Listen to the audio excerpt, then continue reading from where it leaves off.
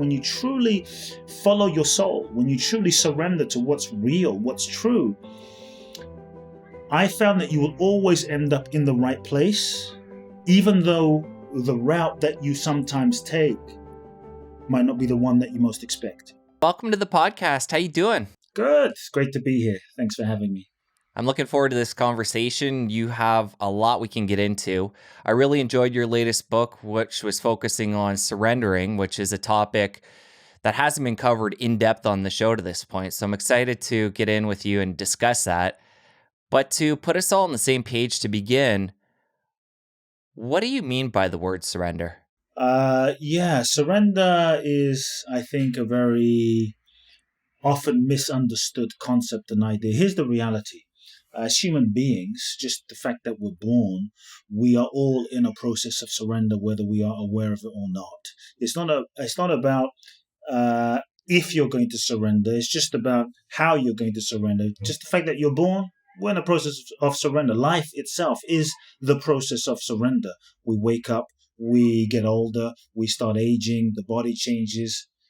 To me, this is part of surrender. Surrender is actually, I think, hardwired into our physiology as human beings.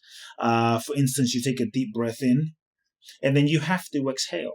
You can't just breathe in, breathe in, breathe in, breathe in. At some point, you have to exhale. And inside of that exhale, I think, is life's way of reminding us that surrender is the nature of reality. Surrender is the nature of the moment. Surrender is the nature of the way that things are. And so, I think so often we have this idea that surrender is weak, that surrender is passive, that if you surrender, you're going to be taken advantage of, you're going to be a doormat. If you surrender, you won't be able to manifest your goals, your dreams, your desires.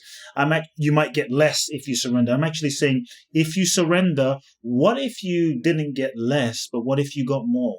More than you could actually imagine with your conscious mind, with your identity, with your own personality. What if you got more? More joy, more love, more than you could visualize, more than you could create with your own human capacity. And so to surrender really is, let's say, to let go of control. This notion that we're in control, I think control is the master addiction. If 2020 in the last year or two has shown us anything, it's been showing us that perhaps we're not as in control as we thought. And so surrender is to stop trying to control every little thing about our lives. Surrender is to stop trying to manipulate and force life to fit into our idea of how we think it should be. To surrender is to let go of the idea of who we think we should be and the idea of the life that we think we should be living, so that we can actually open to the life that is unfolding, the life that is happening right now. And so I think surrender is when you take the limitations off of life, you live in a state of openness, you allow yourself to live without the attachment and the expectation. You follow the clues. You allow life to lead you. And I think when you really surrender, you take the limitations off of life in such a way that you're able to be open to, shall we say, all possibilities. And I think that's when magic truly happens. So what I think I'm hearing you say is, just being human, there is a lot of surrender that's innately going to take place, having that human experience.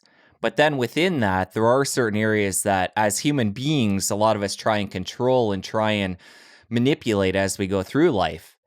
So my question for you is, as somebody who this is a new experience, beginning to try and let go, where do they begin? What I just want to sort of frame at first is to allow people to reframe this notion that surrender is difficult, that surrender is hard. I think surrender really is so natural to us as human beings. We've just been conditioned out of it. To exhale, I mean, if you think about it, how difficult is it to just exhale? How difficult is it to simply let go? We've just been conditioned out of childhood, out of pain, out of traumas, out of a sense of self-preservation, to hold on so tightly to things. But what I just want people to kind of understand in the beginning is that surrender itself, the process of letting go itself, is actually easy. It's what's natural. And I think if we can just even understand the framework that, oh, it's easy, it doesn't have to be hard, it's just as easy as exhaling, that alone can set up a different relationship and context to surrender. One thing I will say though is, in a practical sense of where people can begin, I would invite people, one of the things that I think keeps us stuck, one of the things that keeps us blocked, one of the things that keeps us from really surrendering and letting go, are all the ways that we lie to ourselves. I think as human beings, we are constantly lying to ourselves about who we are, about what we want, about what we feel, about what we're thinking. There's a fear of, if you really know who I am, if I really share my truth, that you won't love me. And so I think from the moment that we're born, because we've been to a degree loved conditionally by parents and caretakers and those around us, we learn to be who we think we need to be. We learn to control our emotions and our environment to be what we think other people want us to be. And to me, this sense of identity that we create as a result, that we work so hard to create as a result, keeps us locked into a way of being that is less than free. And so I think surrender can begin when we begin to tell ourselves the truth. So I'd ask each person to sit with the questions. Number one, what lies am I telling myself? Just sit with what lies am I telling myself? We stay in relationships that we know aren't real. We stay in relationships that we know we're no longer in love, that's no longer aligned. We work jobs that we know is no longer is not truly in alignment with our soul's purpose, out of safety, out of comfort, out of self-preservation, out of identity. And so I think in doing so, we disconnect ourselves from our truth, from ourselves. And so the beginning of surrender starts by telling the truth. What lies am I telling myself? What am I pretending to not know? Because sometimes as human beings, we play a game with ourselves of confusion. We play a game of, well, I'm not sure. I don't know what my purpose is. I don't know what I really want in life. I don't know if this relationship is right for me. When deep down, there is a part of us that knows everything. Deep down, there is a part of us that knows the truth. We know, but often we're afraid of owning the truth because we're afraid of the consequences. We're afraid of what that will actually mean in our lives. And so I think we have to be willing to have the courage to start telling ourselves the truth, even if you don't act on it, even if you don't do anything about it. So I would even say this way, give yourself the permission to speak the truth, to tell yourself the truth, to acknowledge the truth without the pressure of having to take action. Sometimes it's the pressure of, oh shit, if I tell the truth, I'm going to have to take action. And what will that mean?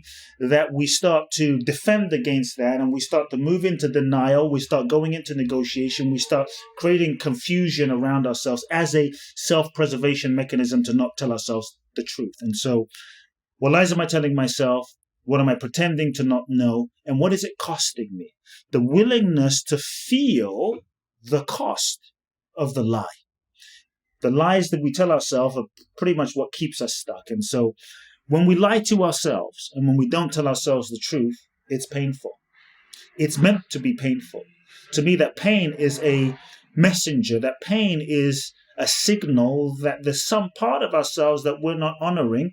There's some part of ourselves that we're not in integrity with. And so when we don't honor our truth, when we don't live our truth, it's painful. Pain is a signal. Pain is a messenger. The challenge is what we often do, or what we've been conditioned to do in our culture, is to distract ourselves from the truth, is to deny the truth, distract ourselves, drink it away, sex it away, drug it away, smoke it away, social media it away, whatever it is, to not actually feel the pain, to feel what it's really costing us inside. And so I think if we're willing to allow ourselves to just feel the pain, that pain begins a process inside. That pain starts a movement inside that begins to nudge us and move us in a direction where we can start to recalibrate and make changes in our life. So I think surrender starts with telling ourselves the truth. That's the beginning. Okay, so if I have this right, we begin by taking time, getting really real and true with ourselves, figure out who we authentically are, because a lot of us over a lifetime have, to please other people in our lives, and with different positive or negative reinforcement, we've often deterred from our authentic our authentic path. So basically finding our authenticity, but not having the pressure initially to begin to live that or express that. And then once we've sat with that, felt the pain that we may experience with that, as we're ready, we can come out and start expressing our true selves. Is that correct? Yeah, I think when you take the pressure off, then you can start feeling, wow, I'm in a relationship that is no longer alive. I'm not in love with this person. And just be with that. Actually feel that, be with that, take the pressure off, and just experience what that brings up. So often we're so denying the truth that we don't let ourselves get in touch with the truth to even feel what's really there so that we can even take action on it. And so just being with, I hate my job. I hate it. Sit with that. Feel that. Because that begins a process inside. Sometimes I find that we even use gratitude as a way to deny the truth that we really feel. We use spiritual bypass, gratitude as a spiritual bypass to deny the truth that we really feel, rather than saying, I hate my job. This job is killing my soul, is numbing my expression. Feel that. It's meant to be painful. The more we deny that pain, the more we kind of allow ourselves to move in a direction that may not be authentic. So when you can feel this pain, embrace it as a friend, embrace it as a signal, and use that pain to go deeper, then you can start moving in a direction. Then you can start asking yourself, okay, what's in my control? What steps can I take right now? What's one action step I can take to change my reality? Many times we stay stuck in a situation, but when I ask people, okay, as a result of what you're feeling, and by acknowledging this pain, by acknowledging this truth, what action steps did you take to move you towards where you want to go? Many times people say nothing. And so I think when you really feel the truth, it's only by getting in touch with what's there, accepting what you really feel, that you can actually change your reality. And so I think that's a place to begin. Really just come into a sense of acceptance of, I don't like my job. It's not aligned. This is not right. This is not why I'm here. Without any judgment on yourself, come into acceptance of, this is what's so, this is what's present. It's the acceptance of that can then move you into shifting that reality. But if you never really acknowledge that something's off, or I'm not in love, or this is not right, it's hard to really make changes from a place of lying to oneself. And in a practical sense, when somebody is ready to do that work, when you're working with clients, do you recommend that they, write that out in a journal or just take time and meditate and see what comes up? What's the best way? Obviously, I would assume it's best to be, taking some solo time and having time to be with yourself when you go through this. But what do you recommend for people to get the most out of that experience? I honestly, I think it's quite simple. I think just allowing yourself to be without distractions. In our culture today, we're so distracted with so much technology, with so much media, with so much social media, that we end up kind of disconnected from ourselves. And I think getting in touch with the truth is actually not that difficult. We've just been conditioned against it from the moment we're born, because we've been conditioned from the moment we're born that in order to get love and validation from mom or dad, I have to be something that I think they want me to be, which often means denying a part of myself. So we've been conditioned a certain way. So I think one thing we can do is just allow ourselves on a daily basis to sit and be quiet, to sit with without the noise, to sit in silence and just feel. Just feel. It could just be as simple as taking 5 minutes uninterrupted from wife, from husband, from kids, and just tune into your body. Here's one thing that will help, because I think many times people often wonder, how do I know if I'm lying to myself? If I'm lying to myself? How would I know if I'm lying to myself? And so one thing I found as a signal that you can do when you take 5-10 minutes to tune in, here's how it often shows up. If you're lying to yourself or not honoring the truth inside of your own heart, it will often show up as emotional pain, as in depression. Depression, something you're suppressing. You might feel unmotivated, depressed, unmotivated, anger, resentment, some internal strife inside.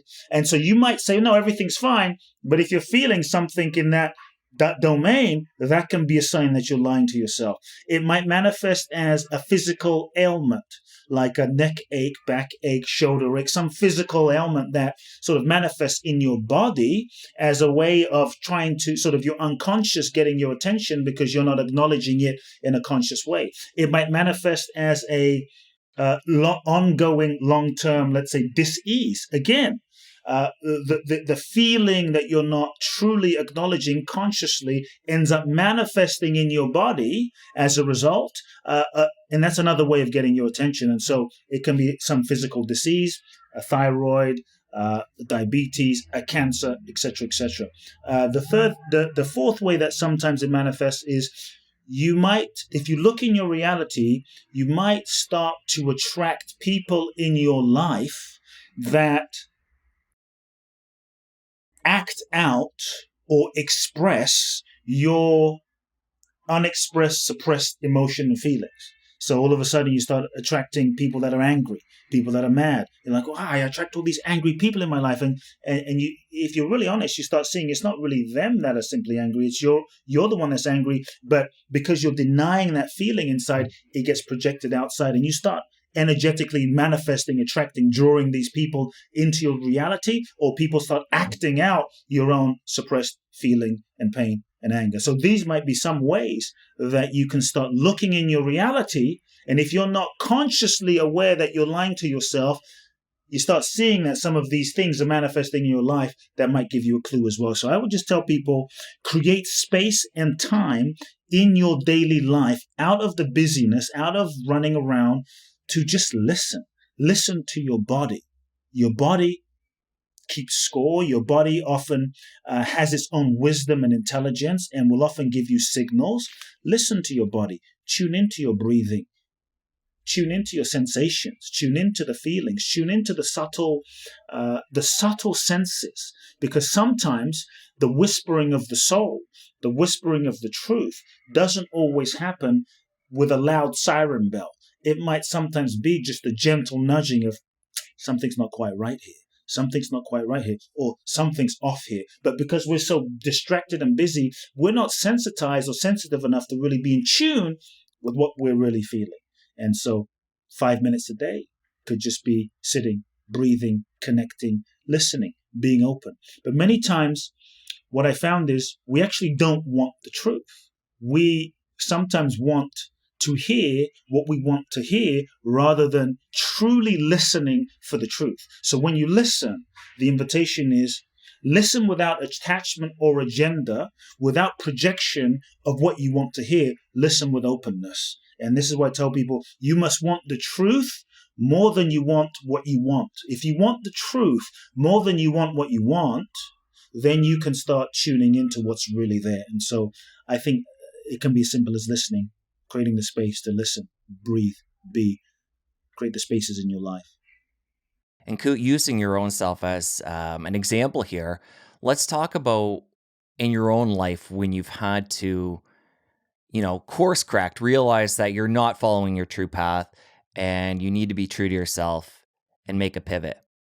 One of the first moments of surrender in my life was as a young boy. I'll share one of the first experiences I had because it was a pivotal moment in my life. My father's from Ghana. My mother's Japanese. I grew up in London. My father's a minister and a healer. So I grew up seeing blind people see and deaf people hear and people stand up out of wheelchairs. And my father built 300 churches in Ghana, West Africa, built a huge church in London.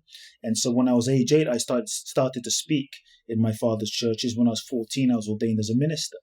And I was actually at 14 supposed to be the successor to my father's organization. We're talking about hundreds of thousands of followers in his congregation. And so there was a lot of pressure and expectations on me at the time. And so my life was set out for me. The trajectory of my life was planned, was set. The expectations were there. And I remember when my father announced the congregation on stage one Sunday in front of 5,000 people that my son is taking over. I knew in that moment that something wasn't right. I knew in that moment that something wasn't aligned. I knew in the depth of my gut, something sank And I knew this was not my path, but I was too afraid to tell the truth. I was too afraid to speak to my father. My fear was if I spoke to my father, told my father the truth, then I'd lose his love. I'd be an outcast. I'd be alone. I'd be abandoned. My life was over, right? Especially as a kid. And so I went along with it for 4 years. So from 14 to 18, I went along with it, serving in my father's ministry. But I also knew deep down that this was not my path. And when I was 18, I looked into my life and I projected from 20 to 30 to 40 to 50. And I saw that I could be successful by everyone else's standards. But if I didn't have myself, if I didn't have my own authenticity, my own integrity, then what kind of success is that? And I saw very quickly that you can't truly be fulfilled and happy living someone else's life or being someone that you're not. And that was a moment when I had to make a decision. That was the moment when I had to really choose myself. My soul, I felt something in my soul nudging me to come to America from a very young age. I began reading self-help books and spiritual books, and I wanted to go into this field of personal growth. And I started reading people like Tony Robbins and Deepak Chopra, Marianne Williamson, Wayne Dyer, Dan Millman, Jack Canfield, Jim Rohn. And so I wanted to go into this field. And so my soul was nudging me to come to America. And so I decided I wasn't going to go to university. I was going to come to the US and pursue my dream of going into the field of motivation and self-development. But I had no support, no family support, knew no one in the country, no college degree, no money. And so the odds weren't very high. But I knew that something was guiding me, something was pushing me, something was directing me in this unknown path. And I really believe that when you surrender and follow your truth, follow your soul without compromise, what I have found is you will always be guided. You are always being guided by an intelligence beyond your own logic, an intelligence beyond your own conditioning, intelligence beyond your own mind. The mind, if you live a life based on the mind is conditioned. The mind is conditioned. So it's limited to its past experiences, its conditioning based on childhood and programming and society. But when you truly follow your soul, when you truly surrender to what's real, what's true, I found that you will always end up in the right place, even though the route that you sometimes take might not be the one that you most expect. And so I finally had the conversation with my father at 18, terrifying, scared as hell, told him I'm not taking over his ministry. We didn't speak for 2 years. It was very challenging. But I knew in my heart that I was on the right path, even though I couldn't see the way. And that's why I tell people, you don't always have to know where you're going in order to get to exactly where you need to be. But when you, to me, part of surrender is the willingness to give up the need to know, the willingness to let go of knowing everything, and the willingness to embrace the unknown and to allow life to show you, to allow life to lead you. Because I think life, what I have found is life has its own intelligence. It's been around for millions, billions of years, much longer than you and I. So it has its own intelligence. And so when we allow life to lead us, and we allow ourselves to become sensitive and attuned to the clues, I have found that life leaves clues.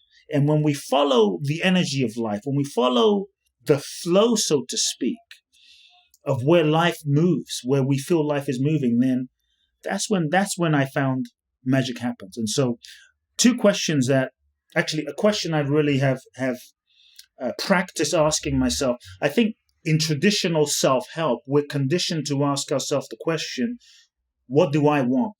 I think this is this is a level. It's important to say, well, what do I want with my life? What do I want? Where am I going? Where do I want to go? What do I want?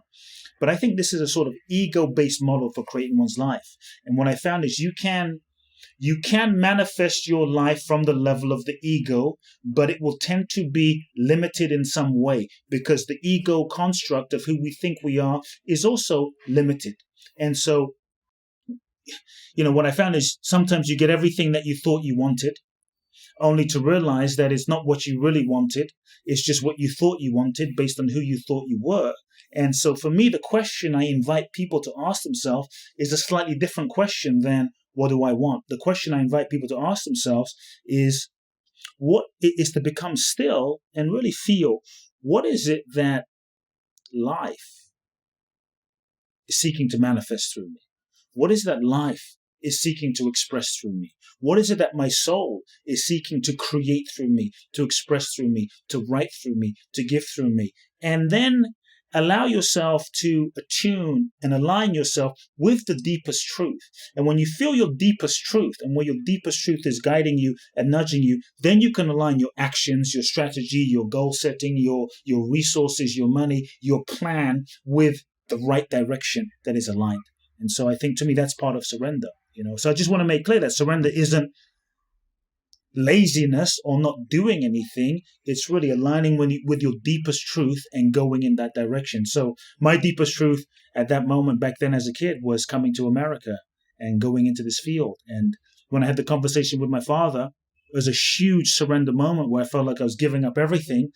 And cut a long story short, I ended up winning a green card in the lottery, a green card lottery, to come to the US. Came to the US with 2 suitcases, one suitcase full of clothes, one suitcase full of audio tapes and books, and $1,000, and showed up in Los Angeles. Kute, it sounds like you've been involved in this self-help, personal development world for a long time. You mentioned, reading these great authors in that space since you were a kid. I'm curious, what initially turned you on to that? And at what age was that? A couple of things. My father, being a minister, he had thousands of books on his bookshelf. This is in London. And there were literally thousands of books. And so by the time I was age 8, I would sneak into I would see these books on my father's bookshelf. And one day I picked up a book called Creative Visualization by a woman called Shakti Gawain. And it was so easy to read. It was so simple that a light bulb went off because, as an 8-year-old kid, when you start understanding the power of visualization, how thoughts create things, and if you visualize and you hold the intention that you can start to become attractive to what you're seeing. You can start becoming attractive to manifesting what you really want. This was exciting for me. And so I started off with a book called Creative Visualization. And then I just started going through all of the books on my father's bookshelf. But as a kid, I was very, I questioned a lot. I felt people's pain very deeply. I felt people suffering very deeply. So there was a part of me that wanted to alleviate people's suffering. I just didn't know how. And I got a scholarship to a very prestigious school in London, coming from a very poor background. And so I was around all of these kids who had in their families, we're talking about politicians' sons and the sons of presidents, and they had every reason to be happy but were miserable. But I also grew up around in my father's congregation, folks that had nothing. I mean, poor, nothing, not much education, had every reason to be miserable, but were happy. And so I started to ask myself the question from a very young age, well, why is this? And what is the purpose of life? And why am I here? And where do we come from? And where are we going? And is the purpose of life just to wake up, go to work, make money, go on vacation, have sex, have a baby, buy a car, buy a house, and then die? Like, I looked around at the world and it just didn't make sense to me. Like, I thought there's got to be more than this. And so as I started to ask the questions is when I started reading more and searching more. And then I started reading people like Krishnamurti and Osho and Ramana Maharishi and Eastern mystics to Blavatsky, also Theosophy. And I just started to devour anything I could find in terms of personal development, personal growth. This became my passion. And so I would go to school, come home, read, meditate, started having all sorts of spiritual experiences as a young boy.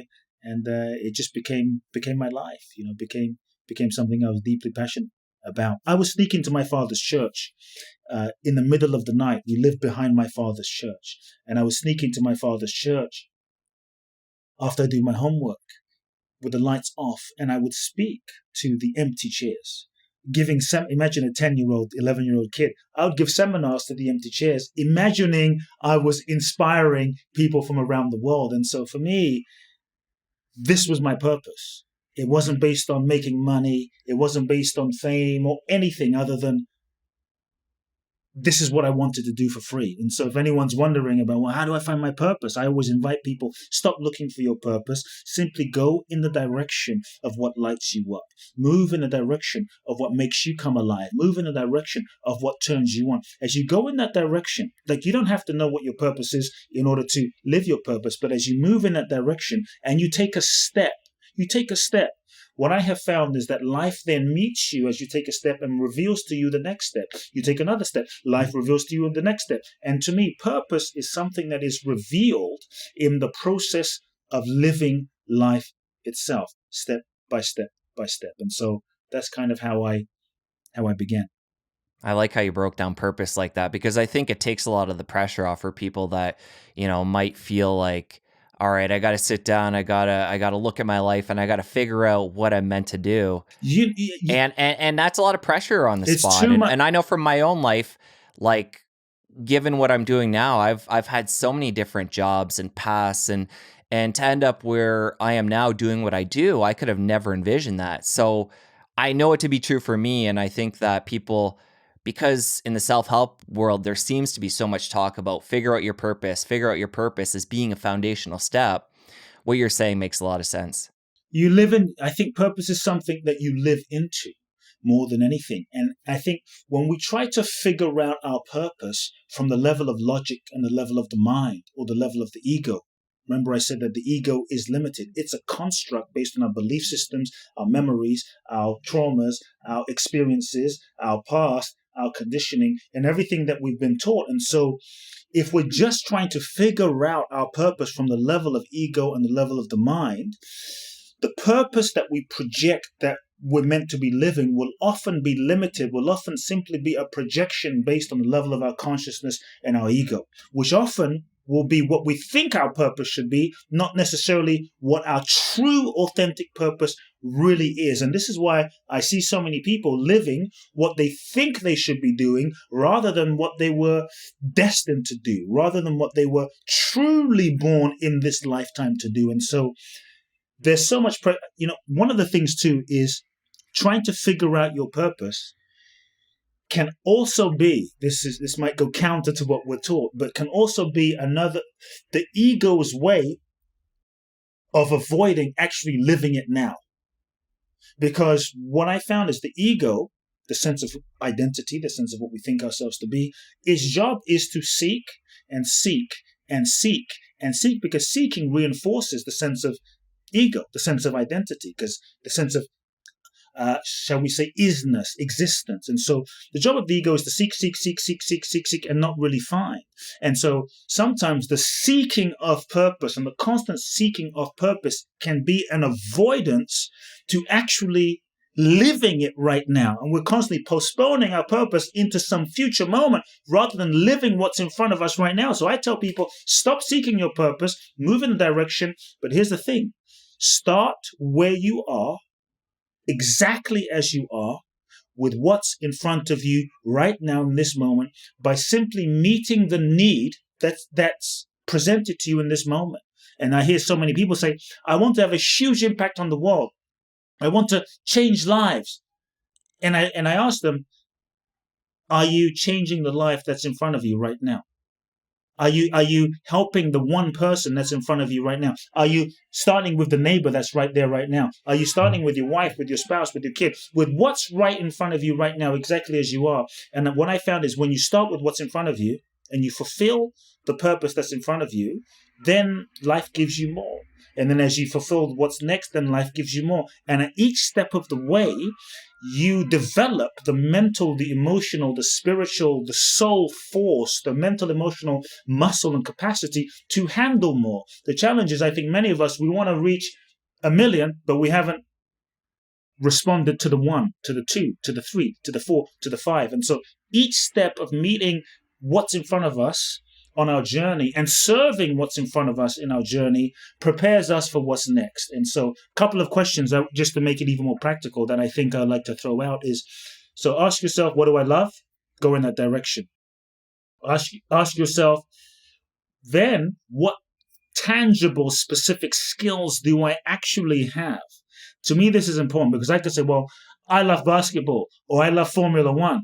But the reality is, I'm not going to be a Formula One race car driver in this lifetime. And these guys have been doing it since they were 2 years old. And so, what specific, tangible skills do you actually have?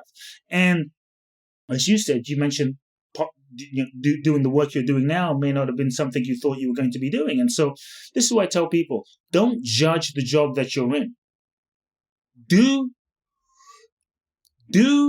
what you're doing, wherever you're doing it, with the maximum amount of integrity, humility, and excellence. Because every situation and every experience likely is a learning opportunity for your soul. And you will find that there's probably a lesson and a skill and something that you need to learn in the job that you're in right now, even though it's not your final destination right now. So don't devalue where you're at and go, this doesn't mean anything, I'm going to goof off. If you really show up with integrity where you are now, trusting that there's a lesson that you need to learn where you are, then you will often find later on, as you look back and reflect on all those 7 jobs that you had that may not have been your ultimate purpose, the puzzle piece of why you needed to go through that experience, why you needed that job, because there was a skill that you learned there. And so look at the tangible skills that you have and ask yourself, what specific skills do I have right now that are real, that are tangible, based on your experience? The third thing I would invite people to think about is what gift do you have, or what problem are you uniquely able to solve with your gift? What problem are you uniquely able to solve? Because to me, I always tell people, don't follow money. Simply focus on adding value. Because when you truly add value to people's lives, and I define value when you solve someone's pain, problem, or challenge, and when you truly add value to people's lives, money simply is a function of the energetic exchange of adding value to people's lives. The challenge is sometimes we think we're adding value to people's lives, but we're really not adding value to people's lives because we're not really solving a pain, problem, or challenge. And so I think if we really can look at it from a standpoint of what unique pain, problem, or challenge am I gifted at solving or comes easily to me, that can be something to also practically point people in the direction of their purpose as well. The last thing I would say for people to think about is, what group of people do you feel a connection with? What group of people do you feel an affinity with? Maybe it's the blind, maybe it's the kids, maybe it's teenage mothers, maybe it's the elderly, maybe it's, fill in the blank. But likely you feel a soul connection, an energetic connection, a spiritual connection with that group of people, because maybe that group of people is who you've been put on this planet to serve. And that might show you the group of people that you've been put on the planet to serve and where your purpose might lie. And so I think if people sit with those 4 questions and those 4 considerations, that can refine things in terms of the direction they can move in as well. Yeah, there's definitely a lot in there for people. People are going to have to go back and re-listen to that. There's a lot of info densely packed in. But let's come back to your story and talk about coming to America. You mentioned you only had 2 bags. I know you didn't have a lot of money at the time. You decide to, against your father's will, pack up, come to a new country with nothing. So let's talk about the grind and what that took at that time to become established in a whole new country. Look, the reality was it was brutal. It was hard, I think because I was 18, 19 years old, young and innocent. I was going to say young and stupid, but young and not knowing that I didn't really think about it. But it was hard. It was challenging when I think back to some of those days. There were days that I didn't know how I was going to eat. There were days that I was stealing food from the supermarket just to survive. I remember when I got my first apartment, I literally went outside, dragged a old mattress that was thrown in the trash, out of the trash, and put it in my apartment. And I was just, to be honest, it was tough, but I was happy. And I was happy because I felt like I was on the right course. I had no idea where I was going, but I just felt that I had my truth, I had my integrity, and I had what was real. What was real was myself. And so there was a peace in my heart, even though it was difficult. And the other thing too, that I would give to people for consideration is, when you make a decision, you must commit wholeheartedly with all of yourself, without hesitation. Commit fully and wholeheartedly to go all in. And many people don't truly last or manifest or succeed because they do not go all in. We dip our toe in, we're half in, we're three quarters in, we're 90% in, but we're not all in.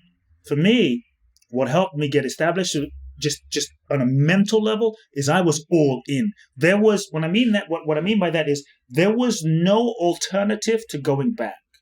There was no alternative to returning home. The bridge was, but there was no option to going back to my parents' house. And because I knew that in my mind, that created a different intention, intensity, focus, dedication, and a commitment. And so that was huge. And I think many times we leave the door open. We go into relationships and we're like, well, if it doesn't work, or I'll try, or let's see what happens. And when we leave the door open, we don't realize that there's a part of us that is actually already preparing for failure. But when you close the doors and you say, I'm going all in with everything, that doesn't mean it will work. But then you start to harness all of the internal resources inside of you that you didn't even know was inside of you. That's when you tap into. So going all in is a form of surrender. And when you surrender to your destiny, to your soul, to your guidance, to your truth, in that way, you tap into a dimension of your being and potential that you didn't even know was there previously before. And that's how you elevate. That's how you expand. That's how you go. That's how you grow. So I actually say a really good goal, a really worthy goal is a goal. So when you set goals, sometimes we set easy goals that we already know how it's going to happen. But a really worthy goal is a goal that you currently don't know how on earth you're going to manifest. A goal that you don't know how on earth it's possible for you to create that. It feels true, but you don't know. To me, that type of goal is evolutionary in nature because it forces you to evolve, to grow, to become more than you currently are, to tap into dimensions of yourself and aspects of yourself that perhaps you weren't tapped into before. And so when I first came to the US, I was growing like crazy. I had to find parts of myself that I didn't even know were inside, and that was the growth. And to me, real success is not simply about attaining the goal or not. Real success to me is the degree to which we're growing along the journey and the degree to which we're learning the lessons along the way in the pursuit of our goal and becoming our most authentic self. To me, that's real success. And so that's how I began, just pursuing my goal, learning lessons, growing along the way. I worked washing dishes. Which was rough. I did odd jobs here or there. There was a moment where I was selling cars. I hated these things, right? Then my break came when I got into multi-level marketing. Did that for almost a year, and then I started to meet again. When you follow your intuition, that's when life supports you. When you truly surrender and commit fully, life supports you. Life supports you in ways that you actually could not have planned with your own personal ego intelligence. And so one thing led to the next thing. I met someone. I got involved with a multi-level marketing company. In this multi-level marketing company were at least 20 of the authors that I wanted to meet.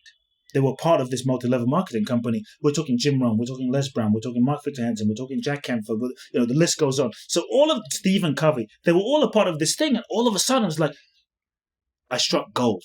And that led me to promoting seminars, because through that I met some top seminar promoters that used to promote seminars for all of these guys. I started promoting seminars. I started to learn. I started to make contacts. I started to hone my craft as a speaker. And that began my journey. That began my journey. And coming to America again, having nothing and having all this grit and determination, what was the end goal for you? What were you trying to accomplish? Become an author, a speaker? Yeah, What was that big goal? The goal at the time was I wanted to go into this field of personal development and write books, as I'm doing now. I wanted to write books. I wanted to give seminars. I really wanted to inspire people. My dream and my goal wasn't to be famous, wasn't anything. It was just I wanted to really help people remember who they were and as a young boy, I would sit in my bedroom and visualize at night, being in a room of 3,000 people, inspiring these people. I would go to my father's church, as I mentioned, and speak to the empty chairs. I would visualize, people buying my books around the world, across the US. And so the goal was to go into this field and change lives and transform lives. For me, honestly, it was never a business. It was a calling. It was a mission. It was a destiny. It was something I was devoted to in a certain sense. It was an obsession. It was a love, and so I always encourage people, because I see a lot of people getting into self-help now because they're marketers, or I see a lot of people getting into self-help now because it's a second income, or I see a lot of people getting into coaching now because it's the cool thing to do. But for me, in the beginning, it was like, I have to do this. It was a calling. It was like a mission. I didn't give a shit if I made any money or I was broke. I just wanted to help people. And so I really invite people, if you're going to go into this field as a coach, as a teacher, as a whatever, as an author, to me, the most important thing is you get into this for the right reason. That truly you focus on your intention and motivation and let it be one of really being of service. Truly being of service, because when you're dealing with someone, whether as a client one-on-one or 1-on-20 or 1-on-200, or you're dealing with not a commodity. You're not dealing with a product. You're not dealing with a phone that you're selling. You're dealing with another person's evolution. You're dealing with another person's soul. You're dealing with another person's soul evolution and growth that will impact them and their future to come, and then their children and their children, and perhaps generations to come. And that, to me, is really a profound, sacred responsibility. That responsibility is sacred. And so I never took it lightly. And so I would just really invite people, if you really want to go into this field, check your heart, check your motivation, get clear on why you want to go into this field, get clear on what's driving you, and focus on being of service. To me, that's the key. As a kid, you grew up in this super religious family. Your dad had hundreds of churches. What was it like for you in terms of religion as a kid? Did you rebel against it? Was there a period of time as a kid where you did embrace it and figured, this is the path for me, I'm going to follow my dad's footsteps? Or was it kind of like ebbs and flows? No, I mean, luckily, in a certain way, my father, even though he had a church or several churches, by the time I was born, he was very spiritual. He was very mystical. He didn't come from an old school Christian background. He came from a much more metaphysical background, because what I didn't know till I was in my 20s was my father went to India and in the 60s and 70s, in the 60s, and had all of these, shall we call, enlightenment experiences. And so my father was very open, very spiritual. And so I was raised already in a very spiritual tradition, actually a less religious tradition, very spiritual tradition. And so came from the standpoint of a metaphysical standpoint that Jesus was, and depending on what people believe, I think everyone has a right to believe whatever they believe. But how I grew up was really more of an understanding that Jesus was an example of the possibility for us all. He was a representation of the consciousness and possibility of us all. And he is someone that realized his true identity as a son of God, as a spark of the divine. And essentially that we are all manifestations and sparks, children of the divine. And so I grew up in this very mystical, spiritual setting, which I'm really grateful for. Even Jesus would say, the things that I do, you can do these things and more. And so I grew up with this expansive possibility. And so it was less religious in a way. I grew up reading, my mother was Buddhist, so I grew up meditating with my mom. I grew up reading Yogananda, Autobiography of a Yogi. I grew up reading Krishnamurti. I grew up in this crazy, and my father had all these bookshelves. So it was a really blessed upbringing. My father and I, we didn't speak a lot, but the environment and the atmosphere was very spiritual. And to me, spiritual, which comes more from a sense of your own direct connection and experience with your soul, your own direct connection and experience with God as a shall we say, a direct relationship. And so it was beautiful. I loved it. And so there wasn't anything really to rebel against. I just knew that the structure of organization of a church was not my path. I knew that the structure and the organization of what my father had created wasn't my path. But philosophically, there were really no issues there. And so I just had to follow my own path. I just had to follow my own truth and follow my own guidance and surrender to that. In these days, do you consider yourself religious? I consider myself spiritual. I consider myself, if you say what religion am I would say the religion I am is love. That love is my religion. I don't really care what religion people are, Buddhist, Christian, Jewish, Muslim, be whatever you want. Because to me, the bottom line of all of those religions is love. It's the bottom line. At the end of the day, it's love. To me, you can be religious, the most religious person, recite holy texts, read the Bhagavad Gita, do these crazy yogic postures and mantras. But if you treat people like shit, if you cheat on your wife, if you're mean to the person next to you, and devalue your fellow humans, what is the point of going to church? What is the point of going to temple? What is the point of any of that? To me, real religion is love. And if it doesn't lead to the living expression of love, to me, it's meaningless. It's just a theoretical concept in philosophy this is why I love people like Mother Teresa. She said, I saw the Christ in everybody. I saw the Christ in everybody. So to me, spirituality is to be lived in everyday life. It's how you show up. It's how you treat those around you. It's the inherent recognition of the inherent oneness of us all. That ultimately what I am and what you are, beyond physical differences, is not separate. That what is breathing me and what is breathing you is inherently the same energy, the same pulse, the same consciousness. And so for me, that recognition of the inherent oneness of what I am and what you are can only lead to love. And so what I'm interested in is love. And I think that's really what's important. I don't care what prayers people can do. I don't care what someone calls themselves. I care about the loving. That's really what matters. At the end of the day, God is love.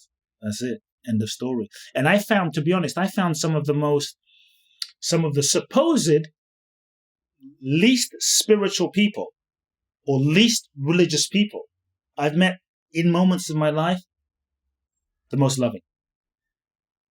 And so they might not label themselves as spiritual or religious, but they're living the fruit and manifestation of it. And I think that's what counts. So it's about love. That's the bottom line.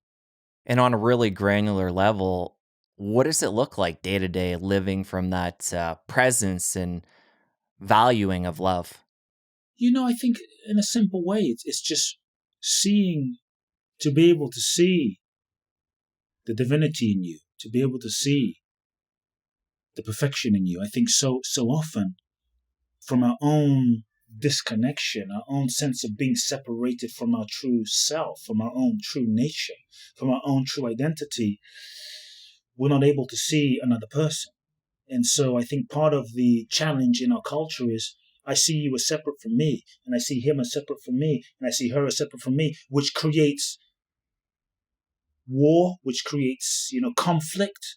But I think on a daily level, the more I'm able to see who you really are and remember who you really are and treat you from that place of understanding and loving and kindness, then to me, that's what it looks like. One of the lessons, there was a moment when I learned this lesson when I went to India, maybe 18 years ago, the first time, maybe 19 years ago now, the first time. And I went to India to see one of my mentors. One of my mentors was a former disciple of Gandhi. At the time, he was 80 years old. He died at like 98 years old just last year. And he who's one of the great men of service, kind of like a Mother Teresa, built 300 schools for the underprivileged kids, built an eye camp, hundreds of thousands of blind people, gave them eyesight, would take kids off of the street, built orphanages. I mean, a truly great man of service, truly great man of service. I got to spend on and off 18 years with him, on and off, every year I'd go visit him 2, 3 times, spend a month, spend a week, spend a few weeks, and got to really learn from him. The first time I went to see him, I had all these grand notions, honestly, from my ego, all of these grand notions about how romantic being of service would be and how great I would be being of service. And after about 2 weeks of being with him and his orphans, I mean, these are kids that he takes off of the street and kids that he takes out of the trash, so they're not socialized. And so after about 2 weeks, they were so difficult to be around that I gave up. And I decided, this is too hard. I decided I was going to take a break. He lived in a place called Bihar, and which was one of the poorest states in India. And so his orphanage, his ashram, was literally right next to the Mahabodhi temple, where the Bodhi tree was, where the Buddha got enlightened. And so after 2 weeks of being with this man, I finally said to him, his name is Dwarkaji, I finally said to Dwarkaji, I'm a little tired. I'm going to go and meditate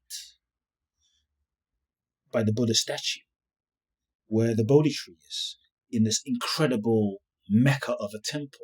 And I'm going to kind of meditate for about 2 weeks, and I'll be back when I recharge myself. And he said to me, with such compassion in his eyes of a man who had lived life, he said to me, Kute, it's beautiful that you go and meditate by the Buddha statue for the next few weeks. If that's what you need to do, do it. But he said, just remember that in this orphanage where we are, in front of you, are 200 to 300 living Buddhas, living Christ in the form of these kids, waiting to be loved, waiting to be served, waiting to be worshipped. That was the moment my life changed. And I think that's when I realized that real spirituality is not to simply be lived on a meditation cushion or on a yoga mat or in a temple, but it's to be lived in everyday life. Can you love and be kind? Simply be kind to the person that pisses you off. Can you provide a little more mercy and grace to your husband and your wife when they're having a bad day? Can you be kind to your child? Can you be kind to your neighbor? Literally, just a moment of kindness. Can you give that person the benefit of the doubt? Are you willing to humble yourself and say, I'm sorry because I caused you hurt? To me, this is spiritual. It's real spirituality in action. The willingness to be humble. Real spirituality. And so from that moment, I began to stop seeking spirituality in some far out place. And I began to ask myself, how can I live it in everyday life? Through love, through compassion, through kindness, through service, through seeing the Christ, the Buddha, the divinity in every person I meet. To me, that became spirituality in action in daily life. That's a beautiful way to look at it. And as somebody who has this realization of the importance of love, of, doing small things for the people in our lives, does it ever get you down, all the negativity in this world and all the hatred and, somebody who is so aware of the simplicity and the power and the availability of this to us all? Does that ever get you down? Does it get me down? It used to get me down. I'll be honest, it used to. But I think we have to understand, and again, I don't want to get too out there, but you asked the question. And so I think we have to also understand the nature of reality. When we understand the nature of reality, it begins to shift our experience with the world as it is. Because the way we see the world currently, from the lens of the mind and the lens of the ego, is often limited and is often, we look through a limited prism. And so when you understand that we live in a world of duality, the nature of reality. We live in a world of duality. It's the nature of this three-dimensional domain.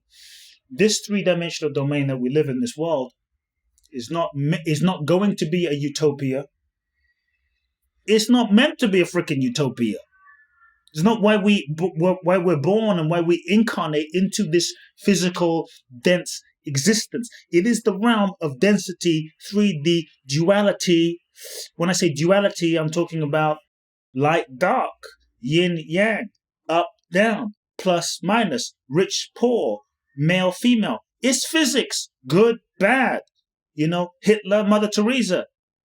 This is the physics. It's the interdependent polaric opposites that is the nature of this dimension of life.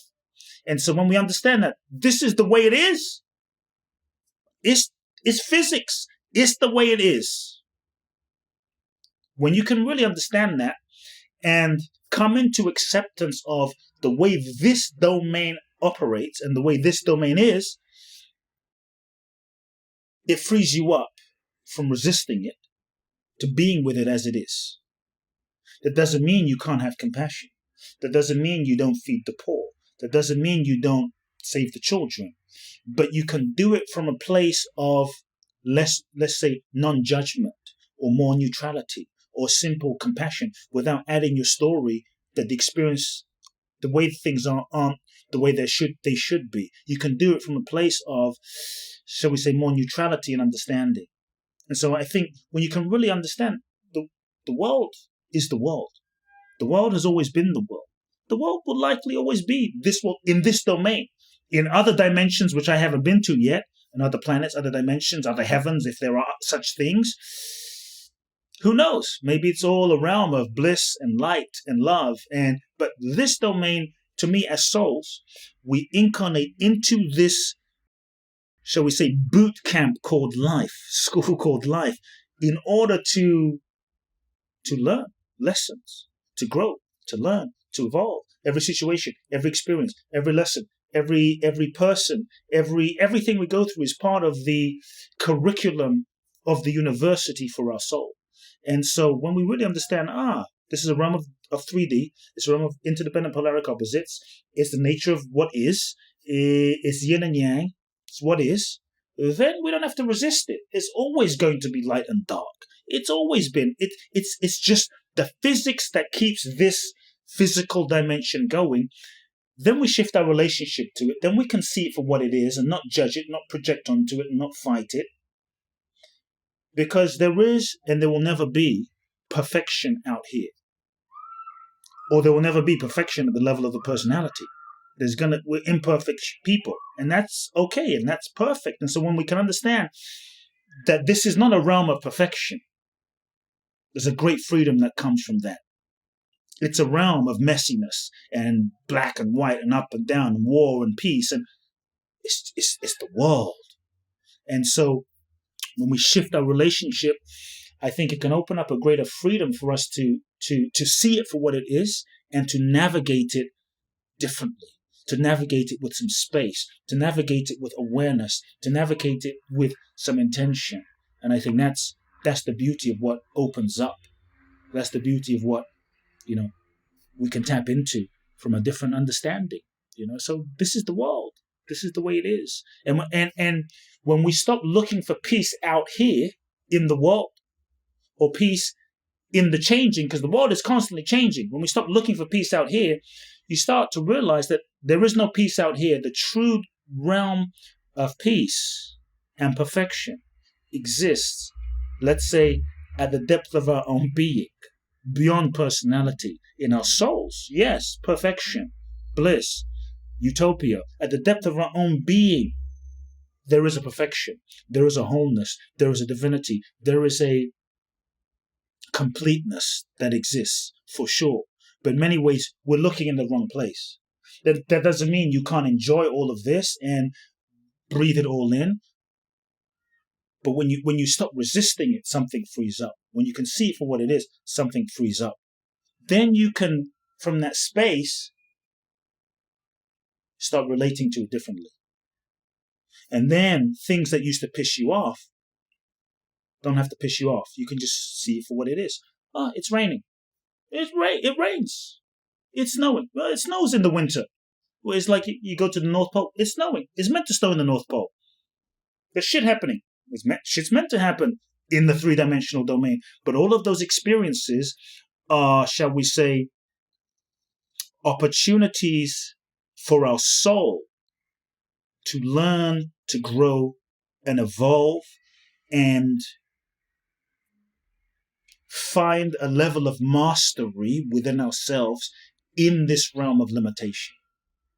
So we incarnate into this realm of limitation in order to, shall we say, tap into a deeper dimension of our own unlimitedness inside. And so, to me, life is a school. And every experience and every relationship really is like the gymnasium that we get to learn through, evolve through, grow through, and through that, remember who we really are. And it all comes back to surrendering.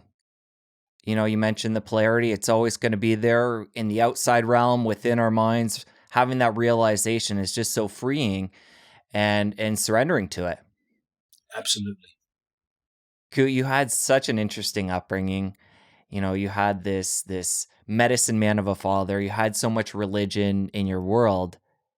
At that time as a kid, did you have the realization that you were living a different life than your neighbor and your friends and people in your world? Nope. I really thought this was normal.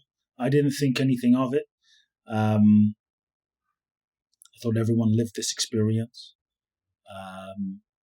Miracles that I grew up with didn't seem anything special.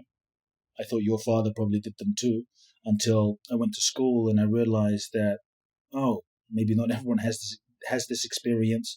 And so I think in my teens, I began to become a bit more aware that maybe this was something different. And I had two lives. I had two lives. There was the life I had, which was the internal spiritual life, and then there was my life in the world with people in life. That was a whole other life with my friends, and so these two worlds never really collided, which was an interesting experience. So, but it was on, it was really normal. It was really normal. Nothing seems strange. Well, now that you've grown up and you've had this perspective, you know, you can look back at that time and see how it was a unique experience. How do you make of what your father was doing, that healing at that time? You know, he was helping people that couldn't walk all of a sudden walk, and people that couldn't see. You know, now with the knowledge you have and all the life experience, what was happening there? Yeah, I can't really speak for my father, but I have had some conversations with him, and I would often ask my father uh, how he did these miracles, and he just gave me a very simple response, and that simple response was simply, I think, something very powerful, where he would say, I don't do these miracles. I have nothing to do with these miracles. God does the miracles. I just get myself out of the way, and I simply see the wholeness and the perfection of who someone really is. And I see that in them, and I hold that in them, and I get myself out of the way, and God does the rest. And that's how miracles happen. And if he would say, if someone can align with me in that perfection and that knowing, then there's an opening. And it was really that simple. And I thought it was so beautiful and so humble in a certain way, because I never thought of my father as a humble guy. But in reality, in that moment, I saw that he realized that he was not the doer, that there was life doing. And I think in so many ways in our lives, from the grip or the perspective of the ego, we're constantly thinking that we have to be the one doing everything. We've got to do everything. We've got to control everything. We've got to make our lives happen. And we don't realize that in certain ways we end up getting in our own way. We end up getting in the way of life, getting in the flow of life, trying to control everything. We end up getting in our own way and blocking the flow and the magic of life, thinking that we've got to do everything. And that's not to say you can't do things. It's just what I found is when you get yourself out of the way and you truly are open and available to life, that's when you open to the infinite possibilities of life. And that's when life flows. That's when miracles happen. That's when magic happens. That's when we begin to manifest things in our lives beyond what we could have thought or imagined for ourselves. And if you really look at some of the best things that maybe have happened for you in life, did you plan them? Did you sit down? If you think of meeting the love of your life, or the loves of your life, or your best friend, or that great thing, did you really plan it? You sat down and said, well, on this day at this time in Starbucks or in this coffee shop, I'm going to meet my wife or husband. It doesn't happen that way. And so many of the best things in our life, I have found, just happen in the process of living life, in the process of following our guidance, so to speak, following what's true. And so I think if we really look at that, then I think it can open up the sense of really learning to trust life. If you think about, also for people to think about, when maybe things in life didn't go according to plan and you didn't get or manifest what you thought you wanted to manifest, that in the moment seemed like a disaster, seemed like the worst thing, seemed like, oh my God. But how many times did that lead to something better than you thought? Quite often, right? Or how many times maybe have you looked back at, let's take an example, at a relationship, and maybe you fell in love with someone and you couldn't imagine not being with them and you wanted to spend your life with them and they were the one for you and you couldn't see anyone else, and then it broke up for some reason and you were so devastated. You felt like life just abandoned you. But now as you look back 5 years, 3 years, 10 years later, you look back and you think to yourself, thank God that didn't work out. Thank God that didn't work out. And so I really like to see life from the perspective of the universe or life is always working out for my highest good, even if I'm not able to see it right now.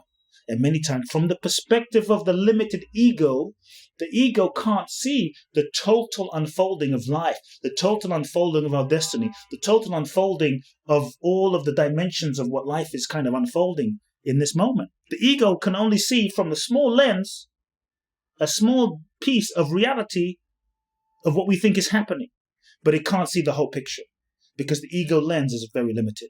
And so when we live life from that way, what can seem like the worst thing for the ego can be the best thing for our soul in our ultimate evolution. And so I think when things don't go according to plan, we can collapse, we can resist, we can get mad, we can feel bad, we can feel like a victim. Or, this is what I suggest, step back. Rather than project meaning onto a situation. The mind is so quick to project the meaning as this is what this means. But the meaning that we project from the level of the ego, from the level of the identity is limited. So we're only seeing a small piece of the pie. So if things don't work out, I tell people step back and get curious. To me, one of the keys to surrender is the willingness to cultivate curiosity. Things didn't work out. What could this mean? What could this mean? What else could this mean? What better thing could be seeking to happen? What more amazing thing could be seeking to happen? What better soulmate or person could be about to show up in my life right now? And step back and get curious. So to me, curiosity is a state of the willingness to not know. The degree to which we're willing to not know is the degree to which we're free, because now we're open, we're curious, we're available, we're open. We're open to life showing us. And so curiosity is the key. Because when we're curious, we don't assign meaning to something instantly. When we're curious, we're truly available to the magic. We're not pushing life or projecting life in a certain direction. And I think that's when miracles truly happen. And so here's what I would say too. Back to your thing on miracles. You know, people often think, oh, cool, you saw these miracles in your life. Blind people seeing, deaf people hearing, people standing up out of wheelchairs. This was so amazing. But I tell people, if you really want to see a miracle, just open your eyes and look in the mirror. It sounds so simple. I mean, yeah, okay. No. But really, if we really did that, we just somehow take it for granted. Like, there are trillions and trillions of cells happening right now for you and I to be able to have this conversation. Trillions of cells processing for us to see, for digestion to happen, for breath to happen, for the lungs. There are universes exploding and making love and just things happening inside of us right now to even sit here and breathe. Yet somehow we take it for granted. We don't recognize, holy shit, what a freaking miracle it is to be able to move my hand. And so I tell people, if you want to really see a miracle, look in the mirror and just look and wonder and marvel. You'll be amazed at how often we take it for granted, all of these little miracles that we are. To me, if you want to see a miracle, to me, a real miracle is the ability to, anytime you're willing to forgive yourself or someone you love, this is a miracle. We take that for granted. It's not just a blind person seeing. To me, just as miraculous is your willingness to just be kind to yourself. This is a miracle. Maybe after years of self-hatred, to meet yourself with a moment of kindness. To me, this is a miracle. To love yourself a bit more. This is equally a miracle. And so I think miracles are all around us.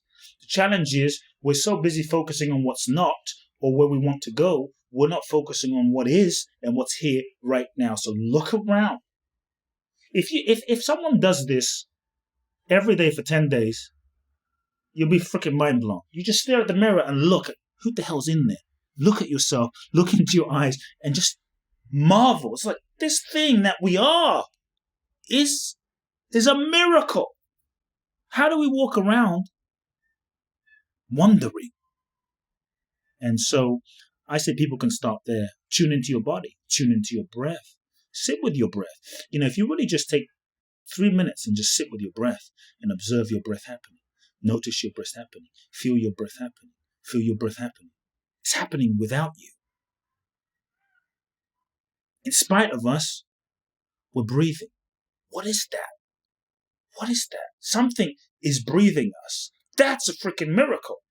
And I think the more we can feel that, acknowledge that, surrender into that, trust that, relax into that, let go to that, allow ourselves to be lived by that which is breathing us, that which is breathing everything, that which is functioning all of existence, life itself. That's when something magical happens. Nelson Mandela, 26 years in prison, could not have planned his life out in a goal-setting journal. It was bigger than that. Mother Teresa could not have planned her life out, scripted it out. Martin Luther King could not have planned his life out, but they dared to follow the truth of their souls. But they dared to surrender to something inside of them and to listen to that guidance and let that lead them. And I think when we do that, and when we really dare to do that, that's when miracles happen. Because then we're no longer limited to the limitation of our mind. We're tapped in to the infiniteness of our souls. Well, I love that exercise, taking that time to just look at yourself in the mirror and realize the miracle you are. And you mentioned taking 10 days and doing that and the profound shift that can happen. What I'm always curious about is, how does somebody take that into each and every moment throughout the day? Obviously, we're not perfect and we're going to get caught up in habit loops and just do things automatically. But, it's easy for somebody to become inspired after listening or watching this and do the mirror exercise. But then what about when the kids are screaming and you're checking, you have 50 new emails and you're rifling back messages trying to get back to inbox zero, and in the beautiful chaos of day-to-day life, how do we get back to that, realizing the miracle of life in those moments, so we can be more present and we can enjoy them for the beauty that they are as well? Look, I think all we can do is our best. That's it. I think so long as you do your best each moment, breathe, do your best. There's no such thing as perfection. Do your best. I just invite people, if you do your best and you sincerely do your best, that is enough. It's never going to be perfect. But also, just lastly, to wrap up, I would just say, remember, folks, you're going to die. Feel your death. Feel your death. You're going to die. We're so busy avoiding death in each moment. But with every breath, it's a step closer to death.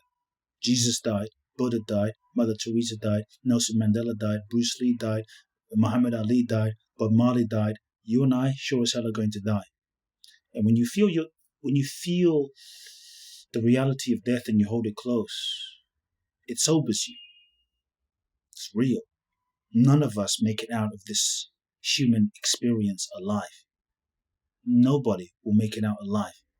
Sure, we might live longer, but we will all die. And when you feel the reality of that and you breathe that in, you hold that close, ask yourself, if death came right now, would I be ready? Is this how I want to die right now? Are there things unsaid? Are there things ungiven? Are there things unexpressed? Because no one that died, let's say, in a natural disaster or 9/11 or Southeast Asian tsunami, they probably didn't have any idea that they weren't going to come home that night, look their loved ones in the eyes one more time and say, I love you. And we live like we're going to live forever, and we're not. Tomorrow is not a right. It's a precious gift. And so when we really remember death each moment, not as a morbid thing, but as a gift, when we remember death each moment, I think it makes every moment even more precious. It makes every moment even more precious. And we forget, no. But if you really do, it's like, this could be it. This could be the last interview we ever do. This could be the last moment. I hope it's not, but this could be the last day that we ever live. Like, sit with that a second. Is there someone you need to speak to? Is there someone you need to forgive? Is this how you want to spend those last moments with your kids and your wife? Holding that grudge, mad, showing up half-assed. Is that okay? Feel that, because if death was here and you and I had a gun to our heads, probably we would show up differently in those moments of daily life.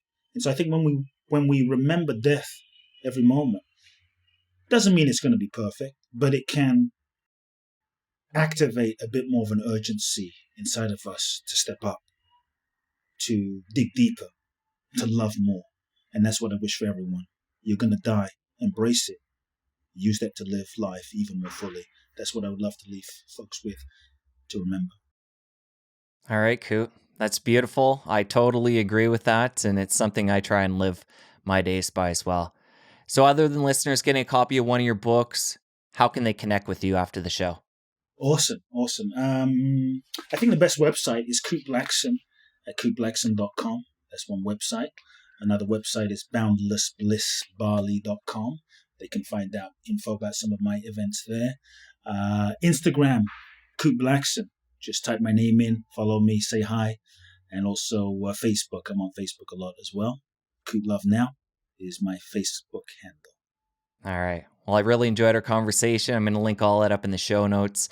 And I really appreciate, coming on the show and being so real and having such a deep conversation that I know is going to inspire a lot of people, move a lot of people, and get people living their life to the max.